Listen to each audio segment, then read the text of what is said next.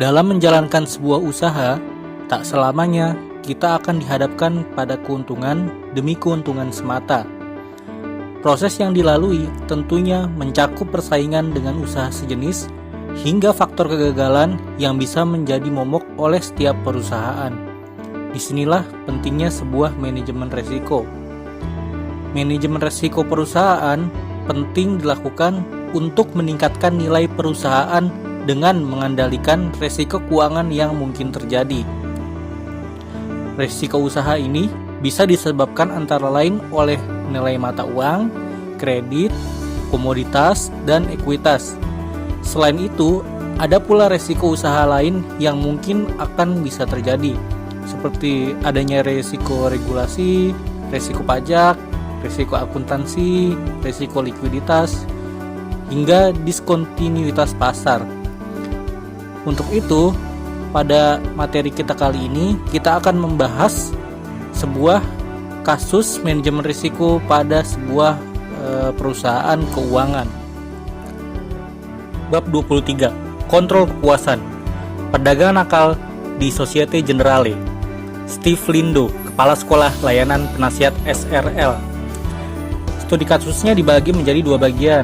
Bagian 1 berusaha menghidupkan keadaan menjelang pengadilan umum pada Juni 2010 yang melibatkan Societe Generale, sebuah grup perbankan di Prancis, dan Jerome Kerviel, yaitu pedagang ekuitas yang posisinya menyebabkan Societe Generale kehilangan 4,9 miliar euro atau 7,2 miliar US dollar pada Januari 2008. Bagian 1 diakhiri dengan latihan di mana pembaca diminta untuk membentuk pendapatnya sendiri tentang siapa yang harus disalahkan atas kerugian yang besar tersebut, berdasarkan informasi yang terdapat di bagian pertama.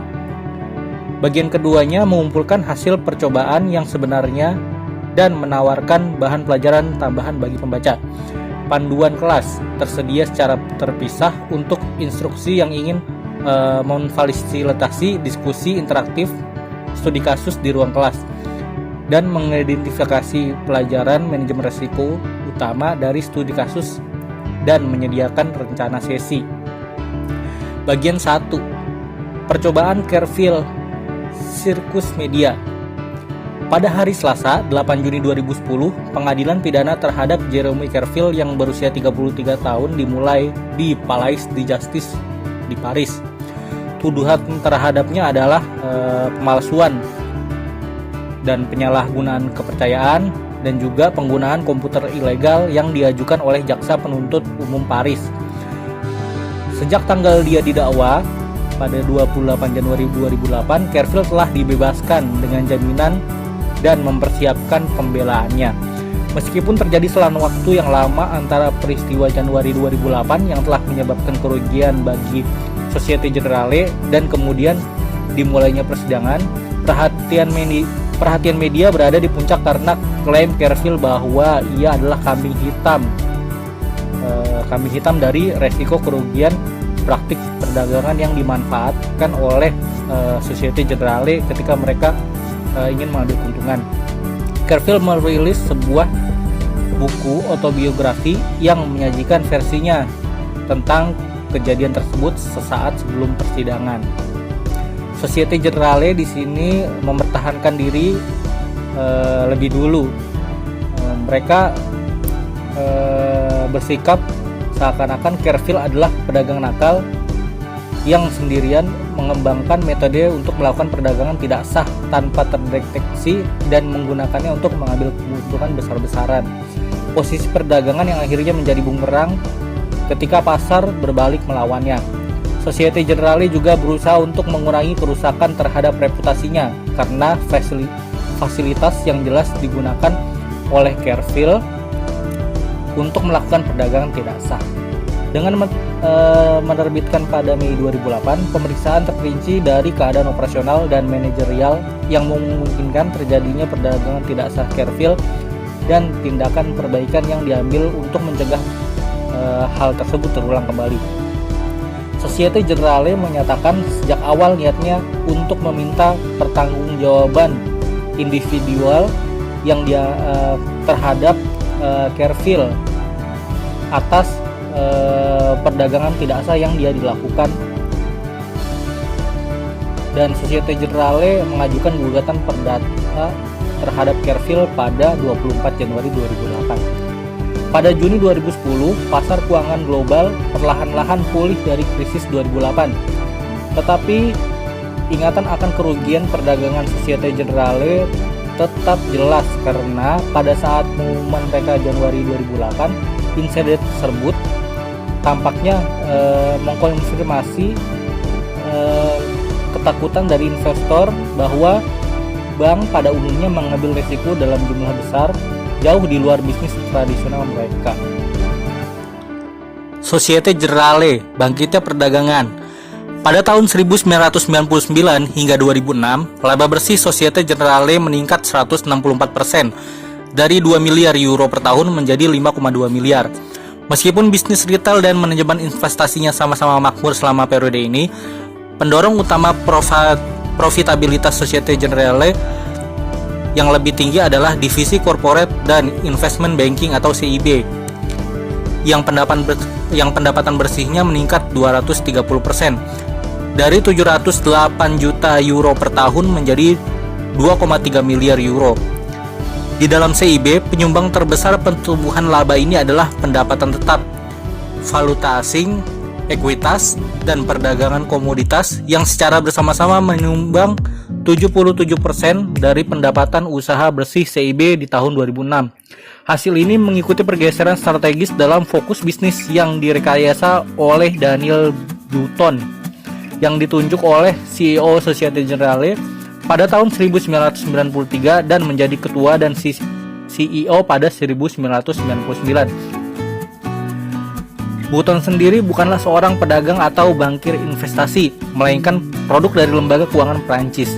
Karir awalnya dihabiskan selama pelayanan pemerintah dengan Kementerian Keuangan Prancis.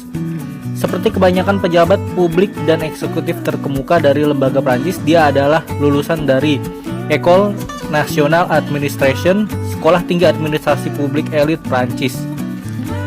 Di antara bank-bank top Prancis, Societe Generale tidak sendirian dalam mengejar pertumbuhan di awal 2000-an melalui perluasan bisnis perdagangan dan pasar modalnya. Saingannya lebih besar. BNP Paribas mengadopsi strategi yang sama seperti yang dilakukan bank-bank besar di negara lain seperti Inggris, Jerman, Swiss, dan Amerika Serikat.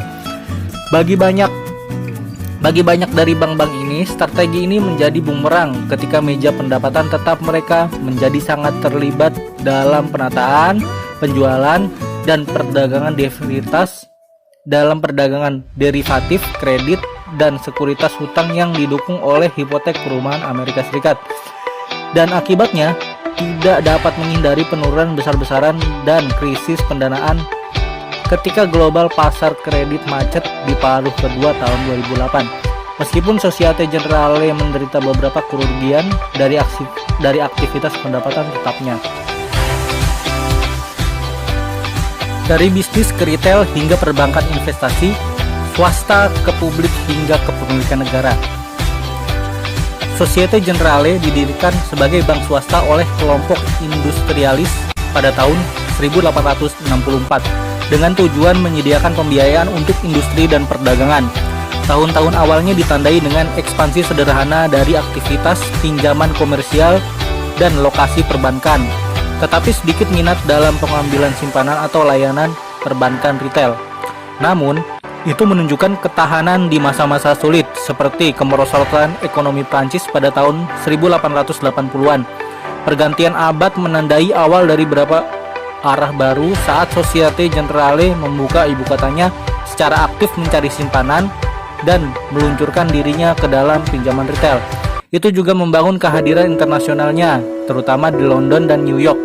Setelah pergolakan Perang Dunia I, Societe Generale dengan cepat memperluas jaringan cabang domestik, pinjaman domestik, dan pengambilan simpanan. Fase berikutnya dalam perkembangan Societe Generale ditentukan oleh peristiwa-peristiwa eksternal ketika Prancis melewati kemerosotan ekonomi pada tahun 1930-an, Perang Dunia II, dan upaya pembangunan kembali pasca perang. Pada tahun 1945, 3 bank komersial terbesar di di Perancis dinasionalisasi menjadi Societe Generale sebagai kepemilikan negara selama 42 tahun berikutnya. Sementara hak progresif kebijakan ekonomi membatasi aktivitas domestik bank selama tahun-tahun pemulihan, kebangkitan perdagangan internasional pasca perang memberikan peluang baru untuk ekspansi ke luar negeri. 30 tahun ke depan merupakan masa transformatif bagi industri perbankan secara umum dan Societe Generale pada khususnya. ATM dan kartu kredit menciptakan kembali ekonomi perbankan retail, dan runtuhnya tembok Cina antara investasi dan perbankan konvensional membuka bisnis menjamin emisi efek dan perdagangan ke bank komersial. Societe Generale berhasil memanfaatkan perubahan ini dan pada tahun 1987 menjadi bank nasional Prancis pertama yang direprivatisasi. Selama tahun 1990-an, strategi utama bank adalah memperluas pangsa pasar perbankan domestik yang sedang mengalami fase konsolidasi. Pada tahun 1997, ia bertemu dengan kesuksesan awal dengan mengakuisisi Credit du Nord. Tetapi pada 1999 mengalami kekecewaan besar ketika merger persahabatannya dengan Banque Paribas direnggut oleh tawaran bermusuhan dari Banque Nationale de Paris atau BNP. Akibatnya, Societe Generale memfokuskan kembali strategi pertumbuhannya pada tahun 2000-an pada 3 pilar: perbankan retail internasional, manajemen investasi, dan pasar modal. Pilar pertama menyebabkan serangkaian akuisisi perbankan retail di negara-negara bekas Uni Soviet dan Afrika. Pilar kedua menghasilkan pembentukan platform global layanan investor, termasuk pengelolaan dana, reksadana, dan pemrosesan sekuritas.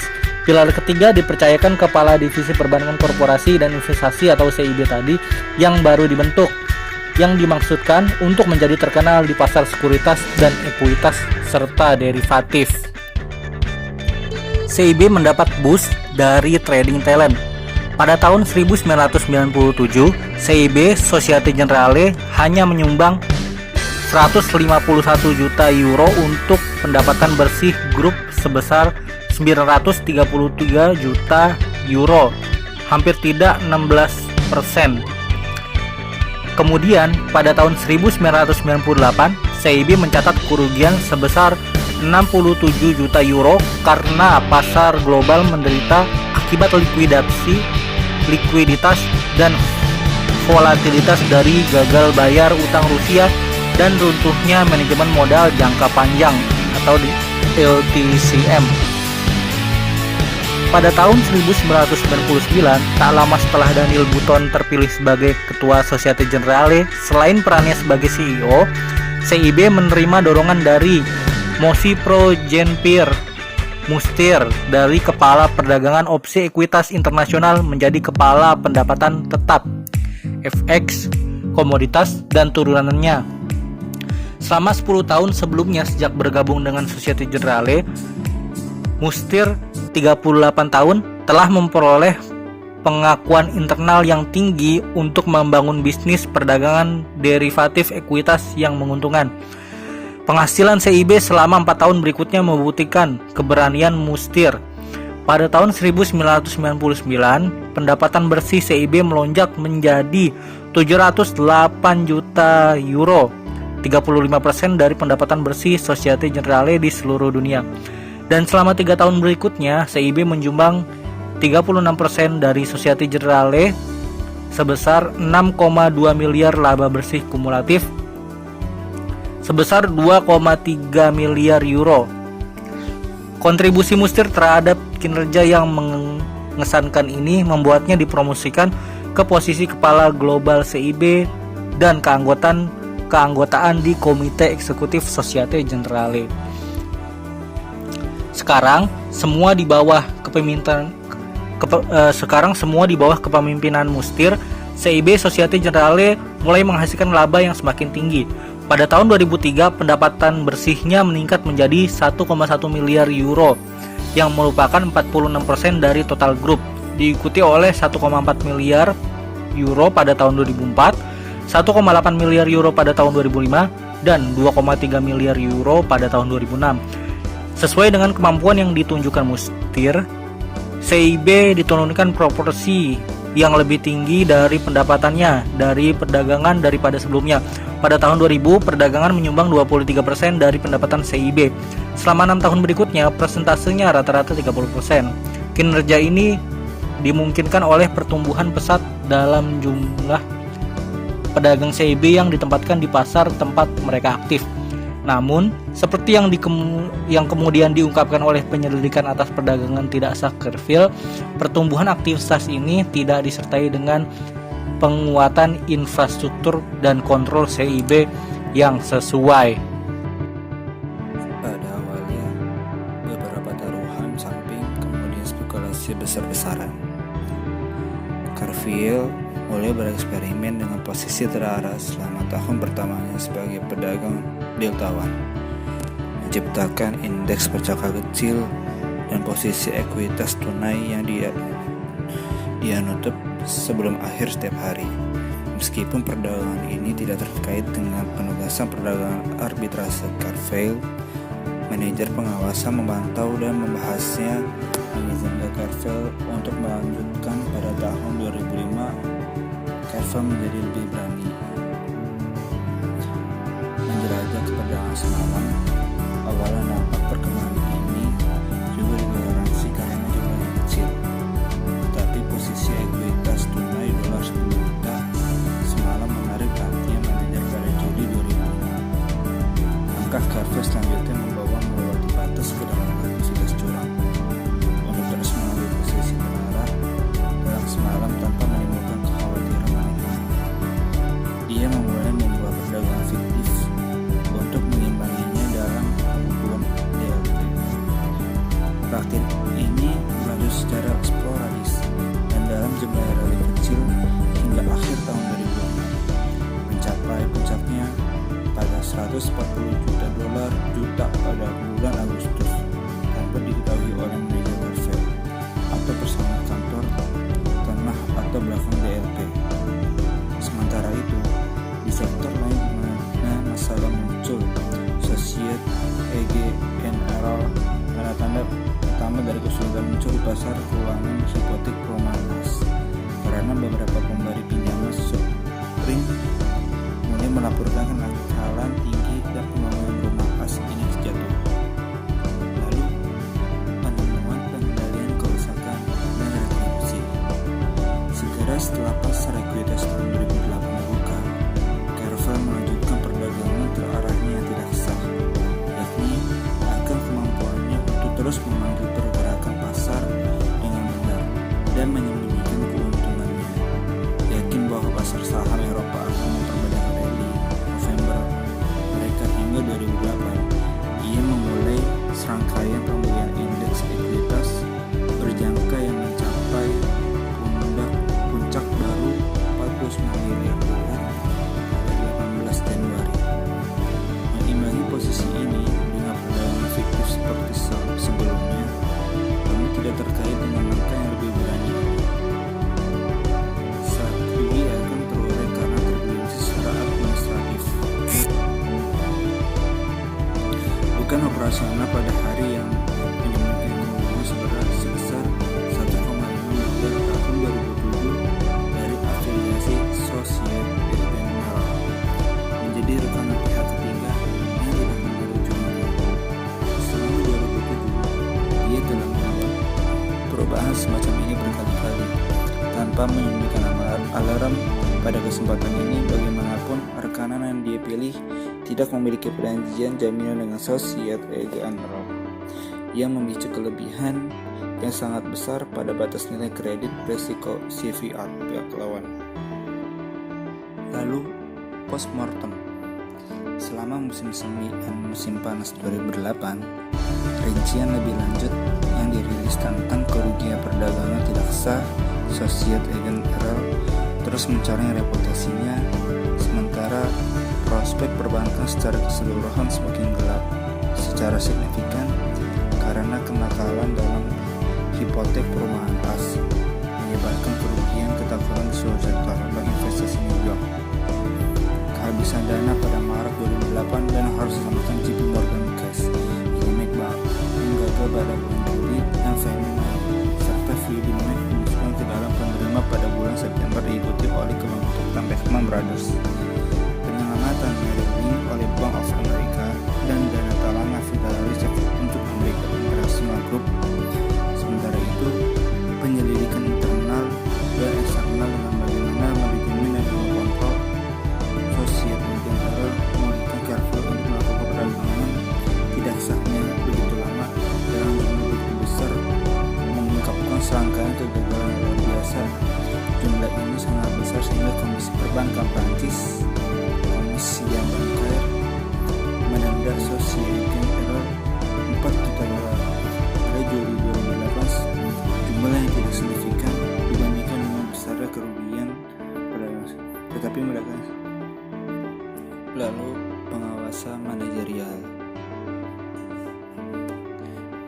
dari manajemen perdagangan GEDS 2, tanggung jawab utama Kanggo terus mengawasi posisi dagang, melakukan analisis harian tentang koherensi risiko, pendapatan, dan posisi, dan memastikan bahwa semua transaksi sesuai dengan kebijakan dan batasan departemen. Namun, tidak ada persyaratan eksplisit untuk memantau pergerakan uang tunai. Sistem Societe Generale menyediakan manajemen perdagangan dengan serangkaian transaksi, untung dan rugi, dan laporan arus kas, dan selama 2005 sampai 2006 pemantauan tampaknya telah dilakukan dengan cara yang tidak tepat oleh manajer perdagangan Carrefour. Namun setelah kepergian manajer ini pada tahun 2007, aktivitas perdagangan Carrefour tidak mendapat pemantauan sama sekali. Manajemen perdagangan juga ditugaskan untuk menanggapi peringatan dan pertanyaan internal dan eksternal tentang posisi di bawah tanggung jawab mereka. Dalam kasus eksternal tentang posisi di bawah tanggung jawab mereka, dalam kasus Carrefour ini jarang terjadi. Namun peringatan dari Eurix tentang transaksi besar November 2007 terkait dengan posisi pengarahan yang tidak sah dari Carrefour tidak pernah ditindaklanjuti. Lingkungan kontrol. Kerangka kontrol utama yang dioperasikan Carrefour memiliki sejumlah kekurangan serius, di antaranya pembatalan perdagangan, modifikasi tanggal mulai yang ditangguhkan, dan ketentuan tidak tunduk pada perlakuan pengecualian.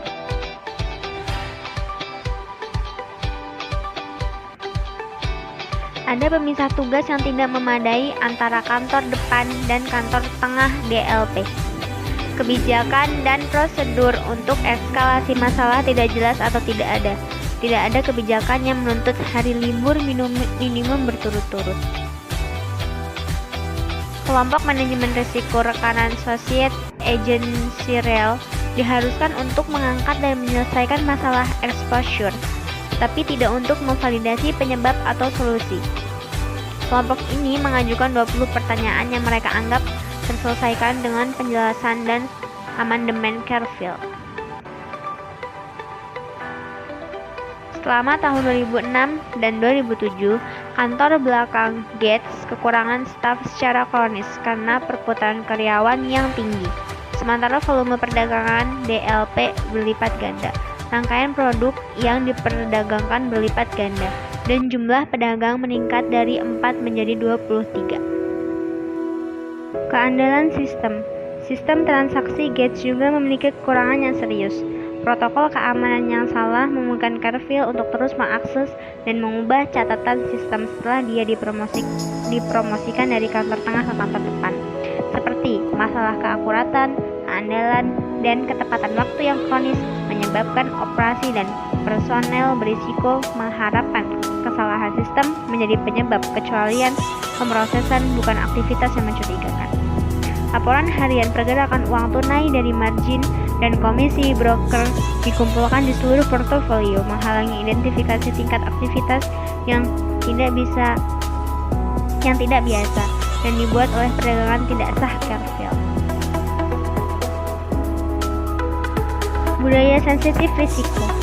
Investigasi juga mengidentifikasi kekurangan budaya, khususnya mengutip bahwa pengawasan perdagangan DLT dan personil kontrol tidak dilatih atau diinstruksikan untuk waspada terhadap penipuan dan lambat dan lalai dalam menanggapi dan menyelesaikan pertanyaan. Rencana aksi. PwC meninjau dan mendukung rencana tindakan perbaikan dua bagian yang terdiri dari serangkaian perbaikan segera dan perbuatan struktural jangka panjang. Elemen kunci dari rencana aksi ini adalah penguatan segera dari pengawasan kantor depan gate di semua ekuitas, pendapatan tetap, derivatif, dan meja perdagangan komoditas dengan cara meningkatkan kesadaran akan tanggung jawab pengenalan dan penggunaan alat pemantauan formal. Penguatan segera dari kantor tengah dan belakang gates dengan cara memperbaiki kontrol yang ditemukan hilang atau tidak efektif. Penguatan segera atas kontrol akses sistem dan keamanan teknologi informasi. Strategi transformasi 4 bagian untuk meningkatkan infrastruktur kontrol, budaya, dan keamanan TI Gates yang terdiri dari proses operasi yang lebih peka, kontrol pembuatan program pengawasan, operasional lintas divisi yang direncanakan untuk mengidentifikasi dan memperbaiki situasi anomali dan kondisi kronis yang dapat menjadi gejala dan atau kondusif untuk penipuan. Siapa yang harus disalahkan? 2 tahun antara publikasi 2 laporan investigasi ke dalam perdagangan tidak sah Kervier dan persidangannya sangat kacau bagi bank-bank Amerika Serikat dan Eropa. Suksesi yang stabil dari penurunan nilai aset yang sangat besar, dana talangan pemerintah, garis hidup likuiditas, dan pengambil alihan yang diatur dari bank dan perusahaan asuransi yang pernah dibandingkan terjadi. Harga saham dan perumahan jatuh, pengangguran melonjak, dan ekonomi Amerika Serikat dan Eropa tergelincir ke dalam resesi. Setelah langkah-langkah stabilisasi pemerintah multilateral mulai berlaku, tuntutan hukum mulai bermunculan yang menuduh praktik pinjaman dan sekuritisasi yang tidak jujur. Karena Kervier tanggal 8 Juni 2010, tanggal persidangan semakin dekat. Societe Generale tetap tidak mencolok. Kervier di sisi lain berusaha untuk mempublikasikan pernyataannya bahwa Societe Generale secara tidak resmi mendukung perdagangan terarahnya. Apa yang sebenarnya terjadi? Sidang pidana Kervier berlangsung 3 minggu, di mana pengacara pembela memperkuat klaim Kervier bahwa manajernya di Societe Generale sangat menyadari sifat dan skala perdagangannya dan mendorongnya untuk melanjutkan. Selama dia membuat keuntungan, mereka menyoroti bahwa Kervier tidak memperoleh keuntungan pribadi dari perdagangan tidak sahnya. Pengacara Societe Generale yang bertindak sebagai penggugat bersama mengakui kegagalan dalam pengawasan dan pengendalian yang dijelaskan dalam audit internal dan laporan PwC yang diterbitkan pada tahun 2008. Tetapi membantah setiap saran bahwa bank dengan sengaja mengizinkan Kervier untuk melakukan tindakan tidak sah perdagangan yang mengakibatkan kerugian besar. Kedua belah pihak harus menunggu 3 bulan lagi untuk putusan, yang menimbulkan keributan baru ketika diumumkan pada 5 Oktober 2010. Panel 3 hakim memutuskan Kervier bersalah atas 3 dakwaan: penyalahgunaan kepercayaan, pemalsuan, dan penyalahgunaan akses komputer, dan menghukumnya 5 tahun penjara dengan 2 orang ditangguhkan. Memerintahkannya untuk memberi kompensasi kepada Societe Generale 4,5 miliar US dollar, 7,1 miliar untuk kerugiannya. Tidak ada hukuman atau teguran yang ditujukan kepada Societe Generale sama sekali. Pengacara Kervier segera mengajukan banding, sementara beratnya hukuman dan pembebasan penuh Societe Generale menghidupkan kembali spekulasi media bahwa lembaga keuangan Prancis telah berkolusi untuk mencap Kervier sebagai kambing hitam. Banding Kervier membutuhkan waktu 2 tahun lagi untuk disidangkan, tetapi hasilnya tidak menguntungkannya. Pada 24 Oktober 2012, Hakim Banding menguatkan putusan dan hukuman persidangan. Namun, Kervier tidak segera masuk penjara atau membayar kompensasi apapun kepada Societe Generale. yang jumlahnya jelas bersifat simbolik. Faktanya, dia menghilang dari pandangan publik setelah banding dan hanya sebentar muncul kembali pada Juli 2013 untuk meminta pengadilan ketenagakerjaan Paris agar memecatnya pada Januari 2008 oleh Sosieté Générale dibatalkan dan penyelidikan independen dilakukan untuk menyelidiknya keadaan sekitarnya. Namun, pengadilan menolak permintaannya, meninggalkan Carver untuk mencari opsi lain untuk menunda atau melarikan diri dari hukumannya. Nah, sekian yang dapat kami sampaikan. Kurang lebihnya mohon dimaafkan. Terima kasih atas perhatiannya. Sampai jumpa.